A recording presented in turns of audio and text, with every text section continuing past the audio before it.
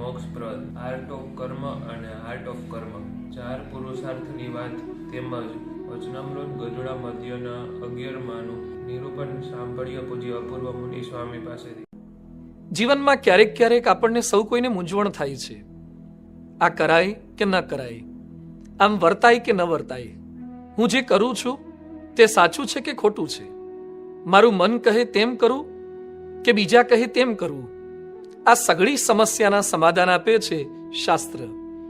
એટલે જ ભગવદ્ ગીતાના 16મા અધ્યાયના 24મા શ્લોકમાં કહ્યું છે, તસ્માત શાસ્ત્રમ પ્રમાણમ તે કાર્ય વ્યવસ્થિતૌ જ્ઞાત્વા શાસ્ત્ર વિધાનોક્તમ કર્મ કરતું મિહાર હસી.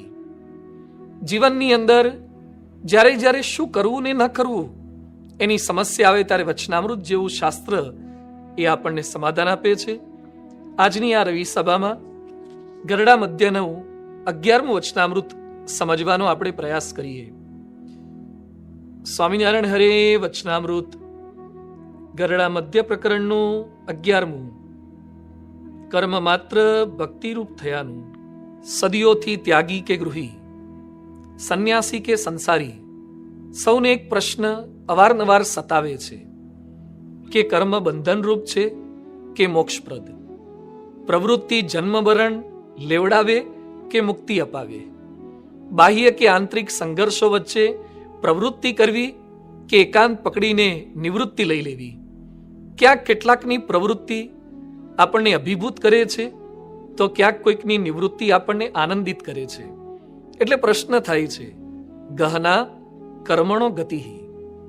પણ આપણી સંસ્કૃતિમાં કોઈને પણ કર્મ કરવાની ના નથી પાડી. 100 વર્ષ સુધી જીવવાની વાતો કરી છે, કર્મ કરતા કરતા 100 વર્ષ સુધી જીવવાની વાતો કરી છે. પણ સાથે કર્મના પ્રકાર, કર્મની રીતિ, કર્મમાં રાખવાની સાવધાની અને કર્મની ફલશ્રુતિ એ બધી જ વાતો શીખવી છે. આ મધ્યનું 11મું વચનામૃત કર્મ કરવાની કળા એટલે કે આર્ટ ઓફ કર્મ અને કર્મની ફળશ્રુતિ એટલે કે હાર્ટ ઓફ કર્મ એ આપણને શીખવે છે. ગીતાના 2, 3, 4, 5 અને 12મા અધ્યાયના કુલ મળીને 206 શ્લોકની અંદર જે કર્મની અને કર્મયોગની વાતો ભગવાને વર્ણવી છે તે આ વચનામૃતમાં કેવળ 4-5 લીટીમાં જ મહારાજે બહુ જ સરળતા અને સુગમતાથી સમજાવી દીધી છે. તેને આજે સમજીએ. મહારાજ આ વચનામૃતની અંદર 4 પુરુષાર્થની વાતો શરૂઆતમાં કરે છે. આપણી સંસ્કૃતિમાં, આપણા સદગ્રંથોમાં 4 પુરુષાર્થની વાતો આવે છે: ધર્મ, અર્થ, કામ અને મોક્ષ. અને 4 પુરુષાર્થને અર્થે કર્મ કરવાની વાતો છે. પણ આપણે જોઈએ છીએ મોટા ભાગના લોકો 3 પુરુષાર્થથી જ અટકી જાય છે. છેલ્લો પુરુષાર્થ મોક્ષને અર્થે કોઈ કર્મ કરતા નથી અથવા તેવી મહેનત કરતા નથી. અને મોટા ભાગે તો ગ્રંથોને પણ આ 3 પુરુષાર્થ પરક જ સમજે છે. તેના માટે જ શુભ કર્મ કરે છે. સારો છોકરો મળી જાય કે સારી છોકરી મળી જાય, વહેલી તકે લગ્ન થઈ જાય કે વહેલી તકે છૂટું થઈ જાય, મકાન માલિક મકાન ખાલી ન કરાવે કે ભાડુઆત મકાન ખાલી કરી આપે, દીકરાને નોકરી મળી જાય કે ધંધો સેટ થઈ જાય, પ્રમોશન મળી જાય કે પગાર વધારો થઈ જાય, બદલી થઈ જાય કે બદલીની વાત આવી છે તે અટકી જાય, વિદેશ જવાના વિઝા મળી જાય કે વિદેશનું ગ્રીન કાર્ડ મળી જાય, લોન મળી જાય કે લોન લીધી છે તેના હપ્તા ભરી જાય, નવું મકાન થઈ જાય કે જૂનું વેચાઈ જાય. આવી તો હજારો આશાઓ, કામનાઓ સાથે આપણા પ્રયત્નો હોય છે અને પ્રાર્થનાઓ હોય છે. પણ ભગવાન સ્વામિનારાયણ મધ્યના 47ના વચનામૃતમાં કહે છે, પાતાળ સુધી પૃથ્વી ફાટી છે. ક્યારે આપણી આશાઓ, આપણી વાસના એની તૃપ્તિ થાય તેવું જ નથી. અંગમ ગલિતમ પલિતમ મુંડમ દશન વિહીનમ જાતમ તુંડમ વૃદ્ધો યાતિ ગૃહિત્વા દંડમ તદપી ન મુંચતી આશા પિંડમ. વૃદ્ધ થઈ જઈએ છતાં પણ આ આશા, આ કામના એ વૃદ્ધ થતી નથી. કેટલાક સાત્વિક લોકો ફળની આશા કે લૌકિક અપેક્ષા વિના સમાજ સેવા પણ કરે છે, ધર્મ સંબંધી કાર્યો પણ કરે છે, કર્મકાંડ પણ કરે છે. તો તેમને કેવું ફળ મળે? મહારાજ આ વચનામૃતમાં સરસ રીતે સમજાવે છે કે કદાચ સ્વર્ગલોકની પ્રાપ્તિ થાય, બ્રહ્મલોકની પ્રાપ્તિ થાય, પણ એ કેવું છે? યજ્ઞ યાગે કરી સ્વર્ગ સુખ ભોગવે, પુણ્ય ખૂટે પડે નક્કી પાછો. જેમ ફોનમાં બેલેન્સ પૂરું થઈ જાય પછી કંઈ વાત ન કરી શકીએ, એમ પુણ્ય ખૂટે એટલે જન્મ મરણ ઊભું જ રહે છે, મોક્ષ પ્રાપ્તિ ન થાય. ભગવાન સ્વામિનારાયણથી લઈ આજે પરમ પૂજ્ય મહંત સ્વામી મહારાજ સુધી તમામ ગુણાતીત ગુરુવરીઓએ અપાર સમાજ સેવા કરી છે, નિસ્વાર્થ ભાવે કરી છે, બદલાની અપેક્ષા વિના કરી છે, માનવ માત્રની સમાજ સેવા કરી છે, પણ ભગવાનને ભૂલીને નહીં. અને જે ભગવાનને ભૂલીને કોઈ પણ કર્મ કરવા ગયા છે, ચાહે સેવાનું કર્મ હોય તો પણ તેના ઉદ્ગારો આપણને ખબર છે. તેમને કેવી અશાંતિ થઈ, કેવી હતાશા મળી અને કેવો અફસોસ થયો. કર્મ કરીએ તો પણ તકલીફ અને ન કરીએ તો પણ તકલીફ. તો પ્રશ્ન થયો કે હવે કરવું શું? તો મહારાજ બહુ સરસ સમાધાન, એક સાચી રીત આપણને શીખવાડે છે. મહારાજ અહીંયા લખે છે મધ્યના 11માં કે તેના તે જ શુભ કર્મ જો ભગવાનની પ્રસન્નતાને અર્થે કરે તો ભક્તિરૂપ થઈને મોક્ષને અર્થે થાય. અહીં મહારાજ કર્મ ત્યાગની વાતો નહીં પરંતુ કામના ત્યાગની વાતો કરે છે. અહીંયા પ્રવૃત્તિ બદલવાની નહીં પરંતુ વૃત્તિ બદલવાની વાતો છે. મહાભારતના યુદ્ધમાં ખૂબ સુંદર પ્રસંગ આવે છે. ભગવદ્ ગીતામાં પણ જેનો શ્લોકની અંદર ઉલ્લેખ છે. કૃષ્ણ ભગવાન અર્જુનને યુદ્ધના મેદાનમાં કહે છે, તસ્માદ યોગી ભવાર્જુન, હે અર્જુન તું યોગી થા. આ કોઈ દીક્ષા સમારોહ ચાલતો હતો કે આવા આદેશ પાછળ ભગવાન કૃષ્ણનો એવો આશય છે કે અર્જુન હાથમાં માળા પકડી લે, કમંડલું ધારણ કરી લે અને સંન્યાસીનો વેશ ધારણ કરીને યોગી બની જાય? ના. અહીંયા યોગી જે શબ્દ બોલાયો છે એની પાછળ આશય એ છે કે કર્તા ભાવનો ત્યાગ કરી દે, તું અહંભાવ છોડી દે. મયી સર્વાણી કર્માણી સંન્યસ્ય અધ્યાત્મ ચેતસા નિરાશી નિર્મમો ભૂત્વા યુદ્ધસ્ય વિગત જ્વરઃ.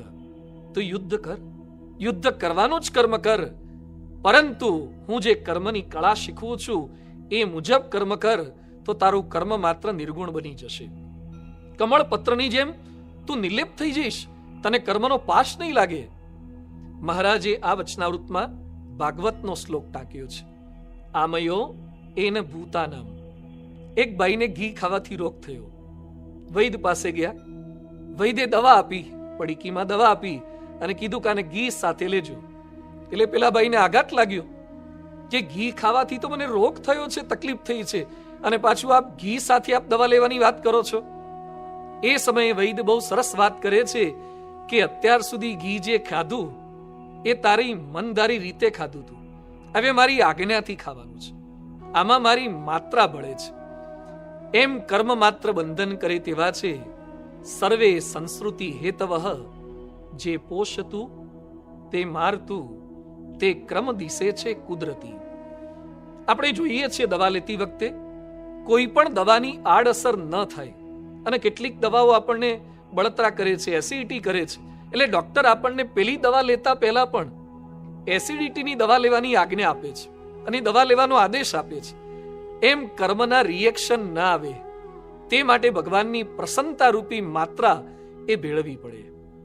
ભગવાનના ભક્તો આ રીતે કર્મ કરે છે ત્યારે લોકોને શું પ્રશ્ન થાય છે? મહારાજ એનો ઉલ્લેખ પણ આ વચનાવૃતમાં કરે છે. ભગવાનના ભક્તનો દેહનો વ્યવહાર જોઈને, અજ્ઞાની જેવો દેહનો વ્યવહાર જોઈ અને જે અવગુણ લે છે એ નારકી થાય છે. મુક્તાનંદ સ્વામીએ સરસ લખ્યું છે, મુક્તાનંદ કહે હરિજન કેરી ગતિ છે ન્યારી, તેને દેહ દર્શી દેખે પોતા જેવા સંસારી. કોઈક હરિભક્તોનો વ્યવહાર જોઈને અવગુણ આવે છે. એકવાર બંધિયા ગામના જૈન વણિકો યાત્રાએ નીકળ્યા હતા અને ગઢપુરમાં ભગવાન સ્વામિનારાયણ પાસે આવ્યા. ભગવાન સ્વામિનારાયણે વણિક ભાઈઓને પૂછ્યું કે અમારા બંધિયાના ડોસાભાઈ હરિભક્ત છે એ શું કરે છે? મજામાં છે ને? સેવા ભક્તિ સત્સંગ કરે છે ને? ત્યારે વણિકો હસતા હસતા બોલ્યા કરે, મહારાજ તમારા ભક્ત તો વ્યવહારમાં ડૂબી ગયા છે, અમે તો ગળે સુધી વ્યવહારમાં ડૂબ્યા છીએ, પણ તમારા હરિભક્ત ડોસાભાઈ તો ચોટલી સુધી વ્યવહારમાં ડૂબી ગયા છે. મહારાજ કે ના હોય. અરે મહારાજ અમે તો ગામના છીએ, સાક્ષી છીએ, ચોટલી સુધી વ્યવહારમાં ડૂબી ગયા છે, એમને દાંતણ કરવાનો પણ સમય નથી મળતો. મહારાજ કે જો અમે એમને સાધુ કરી દઈએ તો વાણિયા હસવા લાગે. અરે મહારાજ, એ દાંતણ ટાઈમે કરે તોય ઘણું છે, તમે સાધુ થવાની વાતો શું કરો છો? મહારાજ કે અમે એને સાધુ કરી દઈએ તો તમે કંઠી પહેરો ખરા? હા, પણ એ સાધુ થાય એવા જ નથી. મહારાજે ભગુજી પાસે પત્ર લખાવ્યો, પત્ર મોકલાવ્યો કે જ્યાં હોય ત્યાંથી સાધુ થવા માટે ગરડા આવી જજો, જે કરતા હોય ત્યાંથી આવી જજો. અને ડોસાભાઈ તો ગોળ જોખતા હતા. જેવો મહારાજનો પત્ર આવ્યો અને ત્રાજવા સરખું કરવા પણ ના રહ્યા, નીકળી ગયા ત્યાંથી. ગરડા આવીને મહારાજના વચને સાધુ બની ગયા, ભગવા કપડા ધારણ કરી લીધા. પેલા વણિકભાઈઓ યાત્રા કરીને ફરતા ફરતા પાછા ત્યાં આવ્યા. મહારાજ કે ડોસાભાઈની આપ વાત કરતા હતા, ડોસાભાઈ આવે તો ઓળખો. હા કે ઓળખીએ ને મહારાજ, એ તો અમારા ગામના છે, અમે એમને બહુ પ્રવૃત્તિ કરતા જોયા છે, બહુ વ્યવહારમાં ચોટલી સુધી ડૂબેલા જોયા છે. મહારાજ કે જુઓ તો આ ડોસાભાઈ. તો સામે તો ભગવા કપડા વાળા એક સંતને જોયા અને ધારી ધારીને જોયું તો ડોસાભાઈ ભગવા કપડા પહેરીને સાધુ થઈ ગયેલા. અરે મહારાજ, ખરેખરા તમે તો સમર્થ છો, આવા વ્યવહારમાં ડૂબેલાને તમે સાધુની દીક્ષા આપી દીધી. મહારાજના હરિભક્તનો દેહનો વ્યવહાર જોઈને એમ લાગતું હતું કે ચોટલી સુધી ડૂબી ગયા છે. પણ ગુણાતીતાનંદ સ્વામી બીજા પ્રકરણની 29મી વાતમાં લખ્યું છે, ભગવાનને સંભાળીને જે ક્રિયા કરે છે તો પણ તે નથી કરતો, તે અકર્તા છે, અને તે વિના તો બેઠો છે તો પણ કરતા છે. પરમ પૂજ્ય પ્રમુખ સ્વામી મહારાજ, પરમ પૂજ્ય મહંત સ્વામી મહારાજ કે આજે એમની આજ્ઞાથી સેવા પ્રવૃત્તિ કરતા સંતો ભક્તોને જોઈને, એમની પ્રવૃત્તિ જોઈને લોકોને પ્રશ્ન થાય બિન સત્સંગીને કે આ લોકોએ પ્રવૃત્તિ ત્યાગી છે કે વધારે હાથમાં લીધી છે. 100 ઘરબારી બરાબર એક મઠધારી જેવું લાગે. અનેક પ્રવૃત્તિ ચાલે છે પણ કોઈને પ્રવૃત્તિનો પાશ અડતો નથી. બીજાની પ્રવૃત્તિ અને ભક્તની પ્રવૃત્તિ વચ્ચેનો ભેદ મહારાજ આ વચનાવૃતમાં સમજાવે છે. મહારાજ લખે છે કે વિમુખ જીવ ઇન્દ્રિયોને લાડ લડાવવા માટે પ્રવૃત્તિ કરે છે, પણ ભગવાનના ભક્ત સેવાને અર્થે પ્રવૃત્તિ કરે છે. જે શરીર ઉતારવા ચાલતો હોય અને જે પદયાત્રા કરતો ચાલતો હોય એ બંને ચાલતા સરખું જ દેખાય, પણ બંનેનો હેતુ જુદો છે. એક ચિંતકે લેખકે કહ્યું છે, જીતને વાલે અલગ કામ નહીં કરતે, સિર્ફ અલગ ઢંગ સે કરતે. હાર્મોનિયમ બદલવાથી સારા સૂર ના નીકળે અને તબલા બદલવાથી સારો તાલ ન વાગે, તેની રીત શીખવી પડે છે. તેમ સાધન બદલવાથી નહીં પણ સમજણ બદલવાથી સિદ્ધિ મળે છે. હરિભક્તો સમજણ સાથે કર્મ કરે છે અને પ્રવૃત્તિ કરે છે. એટલે આ વચનાવૃતમાં મહારાજ કહે છે, હરિજનની સર્વે ક્રિયા ભક્તિ રૂપ છે, નૈષ્કર્મ રૂપ છે. આનું રહસ્ય શું છે એને સુપેરે સમજવાનો એક પ્રયત્ન કરવો છે. હરિભક્તો જે કંઈ કર્મ કરે છે, જે કંઈ પ્રવૃત્તિ કરે છે, એ કેમ ભક્તિરૂપ થઈ જાય છે, એને કેટલાક મુદ્દાથી સમજવાનો આપણે પ્રયાસ કરીએ. પહેલી વસ્તુ છે, હરિભક્તો સત્સંગ પ્રદાન રાખી અને વ્યવહાર ગૌણ રાખીને કર્મ કે પ્રવૃત્તિ કરે છે. મહારાજના એક સનિષ્ઠ ભક્તરાજ હતા મયારામ ભટ્ટ. એના ભાઈ ગોવિંદરામે મયારામ ભટ્ટને કીધું કે આપણે યજમાન વૃત્તિ કરીએ છીએ એના કરતા હાટ માંડીએ તો એક નાનકડી દુકાન શરૂ કરીએ. બંને જણા સાંજે બેઠા, શેની હાટ કરીશું, શું વેચીશું, કેટલું રોકાણ કરીશું, ડિસ્કસ કરવા માંડ્યા, વિચાર વિમર્શ કરવા લાગ્યા. એમ કરતા કરતા આખી રાત વીતી ગઈ ને સવારે કુકડો બોલ્યો ત્યારે ખબર પડી કે આ તો સવાર થઈ ગયું. ત્યારે મયારામ ભટ્ટે ગોવિંદરામને કીધું, ગોવિંદરામ, હજી તો દુકાન શરૂ નથી કરી, ખાલી વિચાર કર્યો એમાં તો આખી રાતની ઊંઘ જતી રહી. દુકાન કરશું તો ઊંઘઈ જશે ને ભજન જતું રહેશે, સત્સંગ ઓછો થઈ જશે. એટલે માંડી વાળો દુકાન કરવાના સંકલ્પ અને યજમાન વૃત્તિ કરીને ભગવાનનું ભજન કરીએ છીએ એ ઠીક છે. સત્સંગ પ્રદાન, વ્યવહાર ગૌણ. 25,000 નો નફો જતો કરીને દેશ વિદેશના લાખો ભક્તો રવિ સભા ભરે છે. સારો ધંધો મળતો હોય, લાભ થતો હોય, એ જતો કરીને પણ ઉત્સવ સમયમાં સેવામાં આવે છે. મુંબઈના રમેશભાઈ જોશી નામના આપણા એક હરિભક્ત, એને કોણ બનેગા કરોડપતિ સિરિયલમાં એપિસોડમાં હોટ સીટ પર બેસવાનું આમંત્રણ મળ્યું.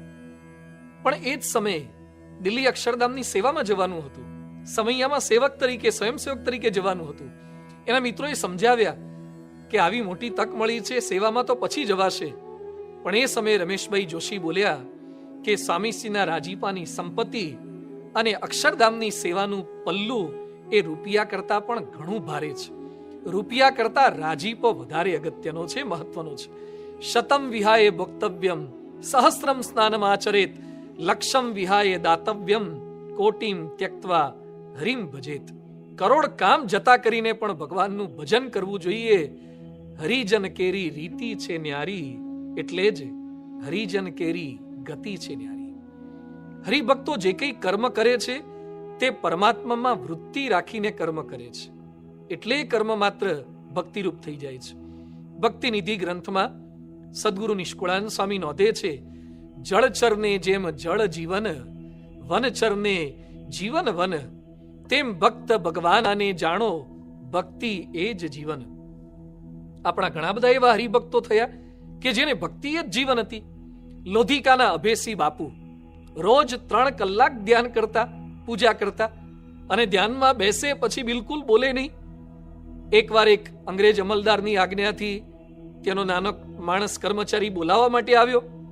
બાપુ ધ્યાનમાં હતા, જાગ્યા પણ નહીં, બોલ્યા પણ નહીં. એટલે ત્યાં જઈને ફરિયાદ કરી કે આપનો આદેશ છે, છતાં પણ અભેસી આવ્યા નહીં, જવાબ પણ ના આપ્યો.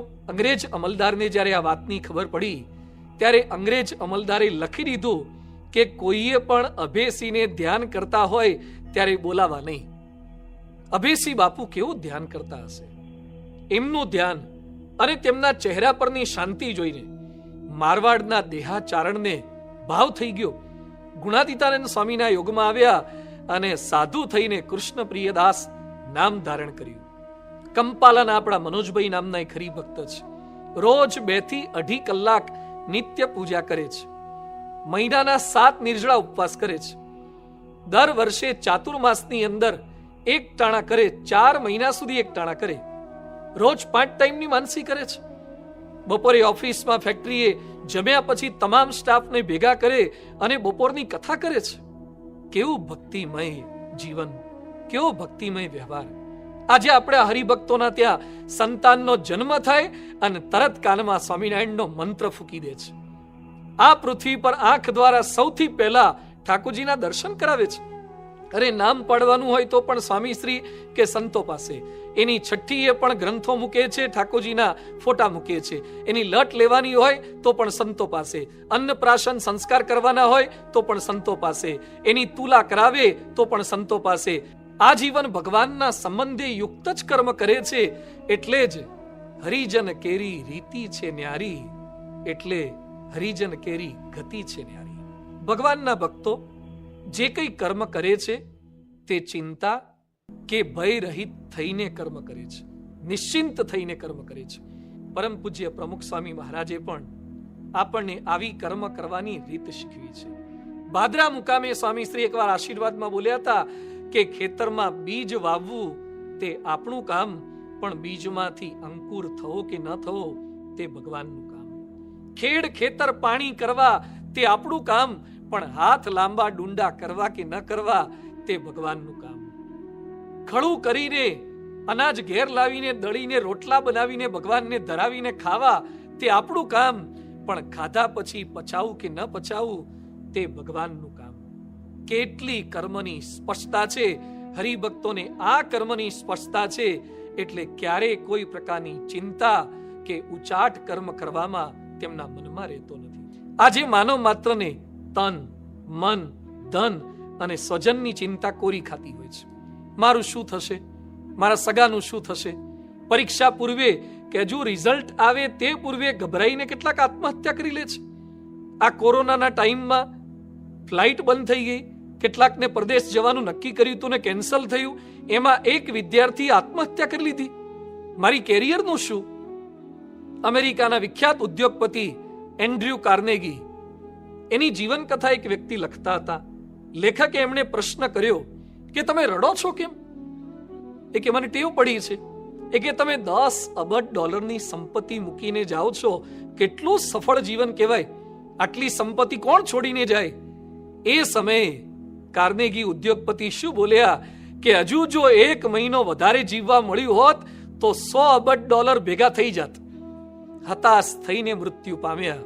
જ્યારે ભગવાનના ભક્તોની સમજણ કેવી હોય છે તેની વાત કરતા કવિવર મકરંદ દવે બહુ સુંદર કાવ્ય લખ્યું છે. કોણે કીધું ગરીબ છીએ, કોણે કીધું રાખ, કા ભૂલી જા મનરે બોળા, આપણા જુદા આંખ. થોડાક નથી સિક્કા પાસે, થોડીક નથી નોટ, એમાં તે શું બગડી ગયું, એમાંથી શી ખોટ. ઉપરવાળી બેંક બેઠી છે આપણી માલા માલ, આજનું ખાણું આજ આપે ને કાલની વાતો કાલ.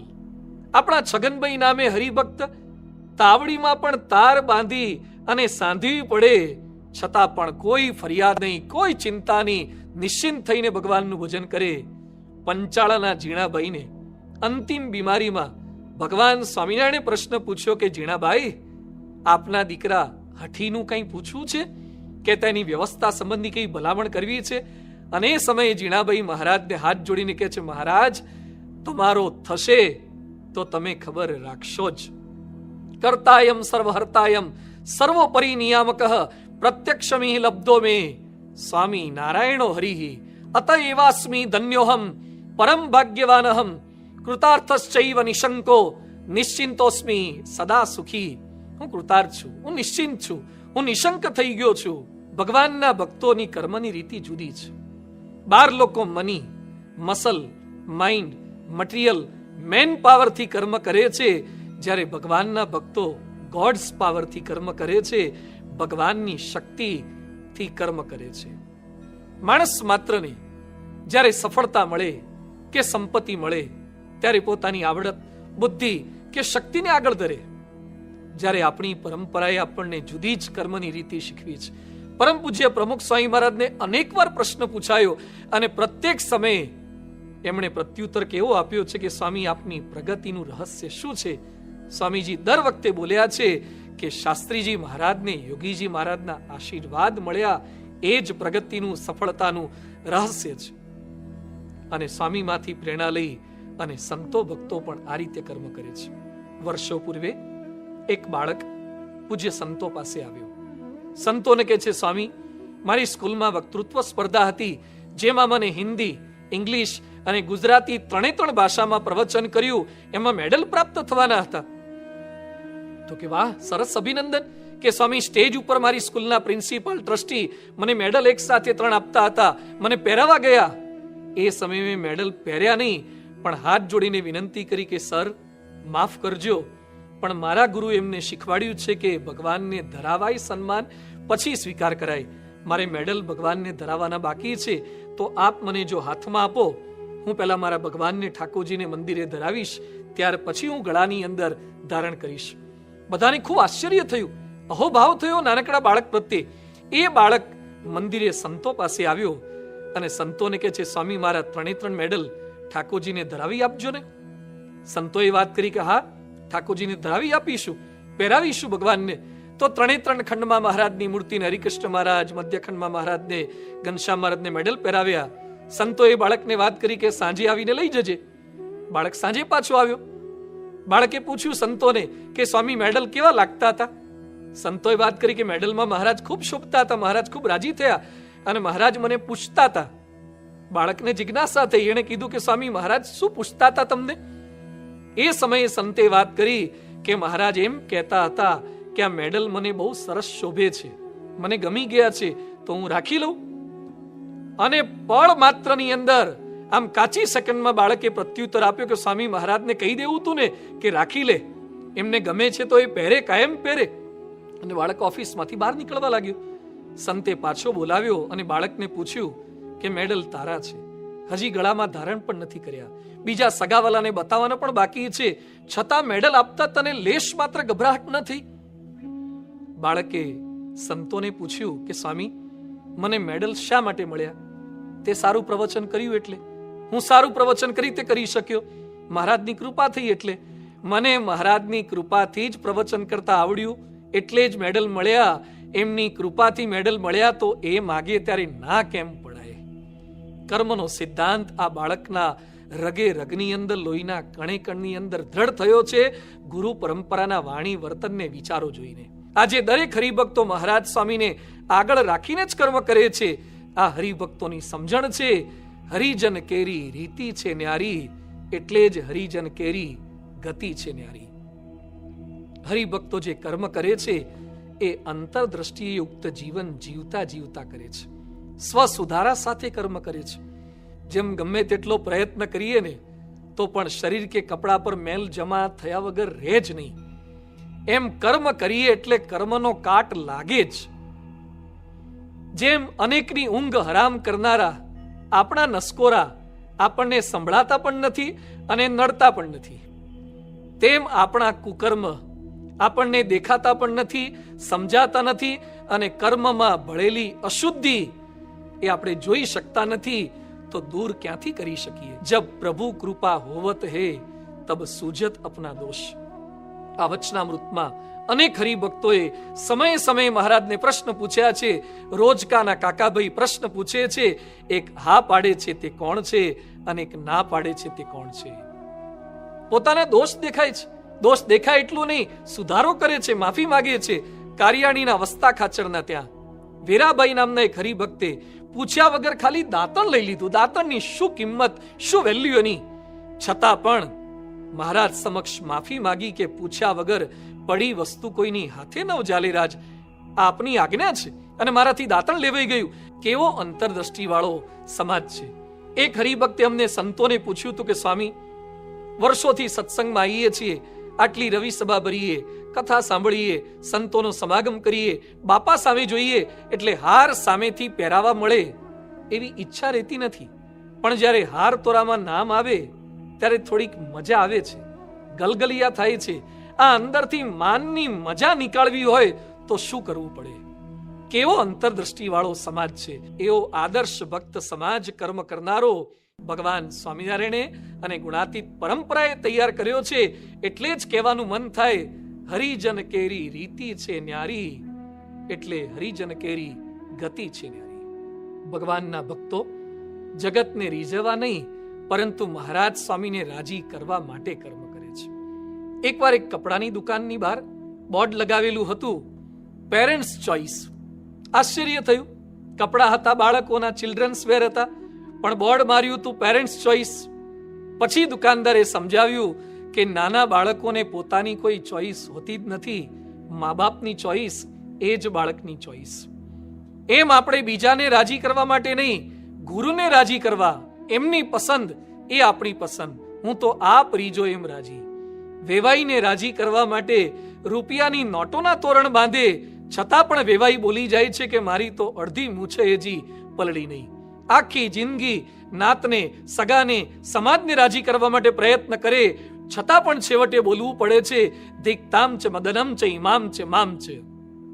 એટલે જ પરમ પૂજ્ય પ્રમુખ સ્વામી મહારાજ કહેતા, જ્યાં સુધી જગતને રીઝવવાનું તાન છે ત્યાં સુધી મૂળ આવશે અને જશે.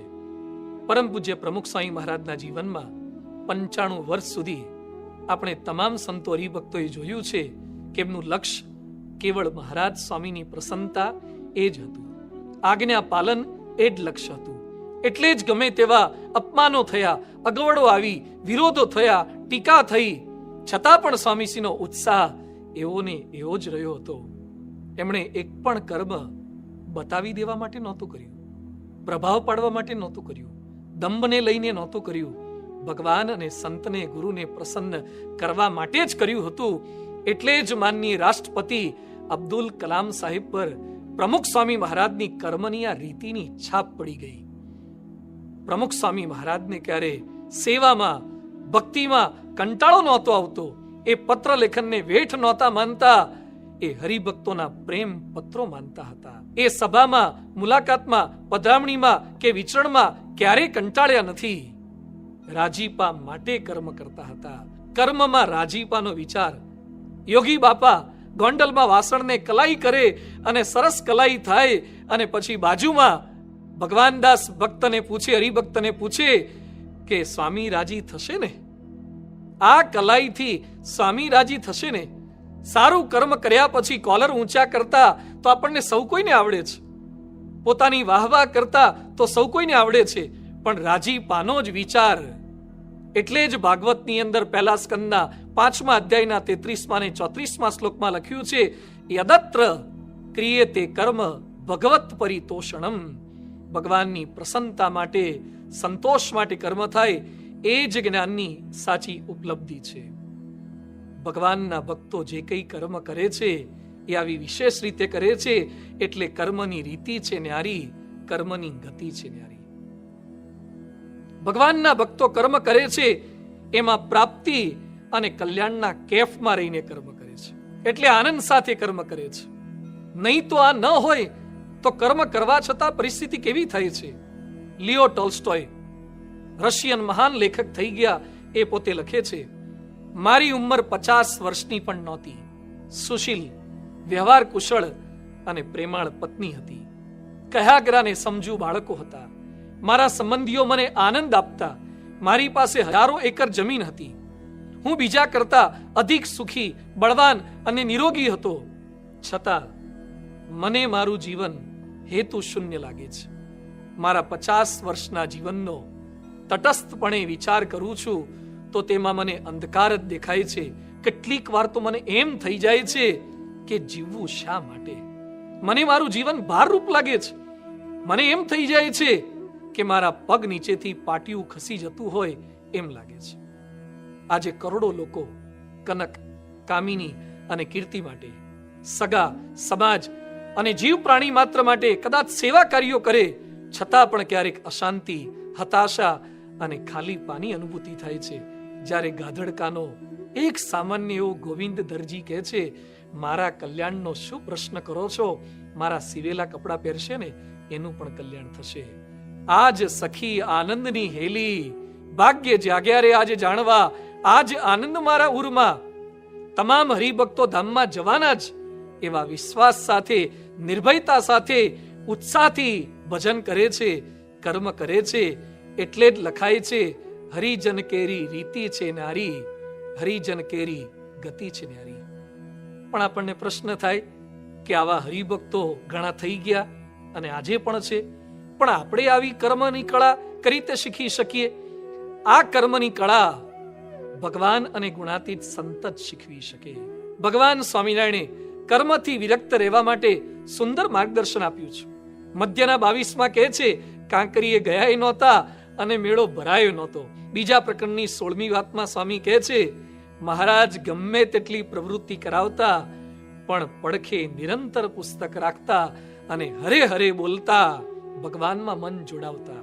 મહારાજ અંત્યના 25માં કહે છે કે ભગવાન સંબંધી જે ક્રિયા કરવી તેમાં બીજા ફળની ઈચ્છા ભલે ન રાખવી, પણ ભગવાનની પ્રસન્નતા થાય એટલી ઈચ્છા તો જરૂર રાખવી, નહીં તો તમો ગુણી ક્રિયા થઈ જાય. મહારાજે પણ કર્મ કરતા શીખવાડ્યું અને ગુણાતીતાનંદ સ્વામીએ પણ શીખવાડ્યું છે. અનાસક્ત ભાવે કર્મ કરવાની સુંદર રીત શીખવી. ગુણાતીતાનંદ સ્વામી બીજા પ્રકરણની 130મી વાતમાં કહે છે, મોટા એકાંતિક ક્રિયા કરાવે અને બીજા ક્રિયા કરાવે તેમાં તો ભેદ છે. મોટા ક્રિયા કરાવે તેમાં બંધાવા દે નહીં. સ્વામી ભગતજી મહારાજને કહે છે, ગોબરો થઈને શું વાસણ ઉટકે છે? વૃત્તિ તૂટી તો તરત ટકોર કરી અને જાગા સ્વામીને કહે છે, હૈયામાં બેલા ખડકશો માં. પહેલા પ્રકરણની 317મી વાતમાં કહે છે, અમારો મત તો અનેક પ્રકારની ક્રિયા કરાવીએ પણ ક્રિયા રૂપ થવા દઈએ નહીં. બીજા પ્રકરણની 142મી વાતમાં કહે છે, આપણામાં ક્રિયાએ કરીને, પદાર્થે કરીને કે હવેલીએ કરીને મોટપ નથી, ધર્માદિકે કરીને મોટપ છે, કહેતા ભગવાનની આજ્ઞાએ કરીને મોટપ છે. પહેલા પ્રકરણની 14મી વાતમાં કહે છે, કરોડ કામ બગાડીને પણ એક મોક્ષ સુધારી લેવો. આ સ્વામીએ સતત આપણને શીખવ્યું છે કે કરવાનું બીજું છે, મહારાજની મૂર્તિની સ્મૃતિ રાખવી. એટલે જ પરમ પૂજ્ય પ્રમુખ સ્વામી મહારાજ ડોક્ટર સુબ્રમણ્યમને બોલ્યા હતા કે ભગવાનનું ભજન કરવું ને કરાવવું એ અમારો કાયમી પ્રોજેક્ટ છે. પરમ પૂજ્ય મહંત સ્વામી મહારાજે પણ જણાવ્યું હતું કે નિષ્ઠા કરવી ને કરાવવી એ અમારો કાયમી પ્રોજેક્ટ છે. એ જ કાર્ય કરવા માટે અમે આવ્યા છીએ. સત્સંગ દીક્ષા ગ્રંથ રાજમાં પરમ પૂજ્ય મહંત સ્વામી મહારાજ કર્મ કરવાની રીત શીખવતા લખે છે, કુર્યાદ્ધિ ભજનમ કુર્વન ક્રિયા આજ્ઞાનુસારતઃ ક્રિયાબદ્ધ ક્રિયાભારઃ ક્રિયામાનસ તતો નહીં. સેવા ભક્તિ કથા ધ્યાન તપોયાત્રાદિ સાધનમ માનતો દંભતો નૈવ કાર્યમ નૈવેર્ષયા તથા સ્પર્ધયા દ્વેષતો નૈવ ન લૌકિક ફલેચ્છયા શ્રદ્ધયા શુદ્ધ ભાવેન કાર્યમ પ્રસન્નતા ધિયા. કર્મ કરવું એ સ્વભાવ સહિત ન કરવું, કેવળ પ્રસન્નતાની ભાવનાથી કરવું. એકને તો એવું આવડે જે પ્રવૃત્તિમાં રાખે પણ કંઈ અડવા દે નહીં. અને ખરેખર આપણે ભાગ્યશાળી છીએ, એવા ગુણાતીત ગુરુવરીઓની આપણને પ્રાપ્તિ થઈ છે. આપણને પ્રવૃત્તિ કરાવે છે, પણ પ્રવૃત્તિ આજ્ઞા મુજબ કરાવે છે, રાજીપા માટે કરાવે છે, સ્મૃતિ સાથે કરાવે છે, કર્તૃત્વની ભાવના દ્રઢ કરાવીને કરાવે છે. આજના દિવસે મધ્યના 11મા વતનાવતના નિરૂપણ પ્રસંગે આજની આ રવિ સભામાં આપણે પણ સંકલ્પ કરીએ, કાયેન વાચા મનસેન્દ્રિયેર્વા બુદ્ધ્યાત્મના પ્રકૃતે સ્વભાવાત કરોમિ યદ્યત સકલમ પરસ્મૈ નારાયણાયતિ સમર્પયામિ. મહાપૂજામાં પૂજ્ય સંતો બોલે છે, ઓમ તત્સત કર્મ અક્ષર પુરુષોત્તમ અર્પણમસ્તુ. હું જે કંઈ કર્મ કરું એ મહારાજ સ્વામીને, પ્રગટ ગુરુહરિને અર્પણ કરું છું. કદાચ હું બોલું છું, આપ સાંભળો છો, એટલું કરવાનું સરળ નથી. કામ કરવા જઈએ, કર્મ કરવા જઈએ એટલે અહંકાર ને મમત્વ ભળી જ જાય. પ્રતિદિન અંતરદ્રષ્ટિ કરતા રહીએ. અભ્યાસેન તું કૌંતેય, અભ્યાસ કરતા રહીએ, પ્રેક્ટિસ કરતા રહીએ. નજર સમક્ષ પરમ પૂજ્ય પ્રમુખ સ્વામી મહારાજ અને પરમ પૂજ્ય મહંત સ્વામી મહારાજના પ્રસંગોને રાખીએ કે કેવી રીતે ભક્તિરૂપ કર્મ કરે છે. તેમનું ખાવું કે પીવું, બોલવું કે લખવું, લેવું કે દેવું, વિચરણ કે મુલાકાત, પધરામણી કે પત્ર લેખન કેવળ રાજીપાની ભાવનાથી કેવી રીતે કરે છે. હાર્ટ ઓફ કર્મ એટલે આ જ છે. કોઈ પણ કર્મ કરતા પહેલા પોતાની જાતને આપણે 2 પ્રશ્ન પૂછીશું. પહેલો પ્રશ્ન, હું જે કંઈ કર્મ કરું છું મનથી, કર્મથી કે વચનથી તે મહારાજ અને સ્વામીની આજ્ઞા મુજબ છે કે નથી? મારું મન ધાર્યું તો નથી ને? અને બીજો પ્રશ્ન પૂછીશું કે હું જે કંઈ કર્મ કરું છું તે મહારાજ અને સ્વામીની, ગુરુહરિની પ્રસન્નતા માટે જ કરું છું કે માન, મોટપ, ઈર્ષા, અદેખાઈ, દંભ કે બતાવી દેવા કરું છું, કે આસક્તિ સાથે કરું છું?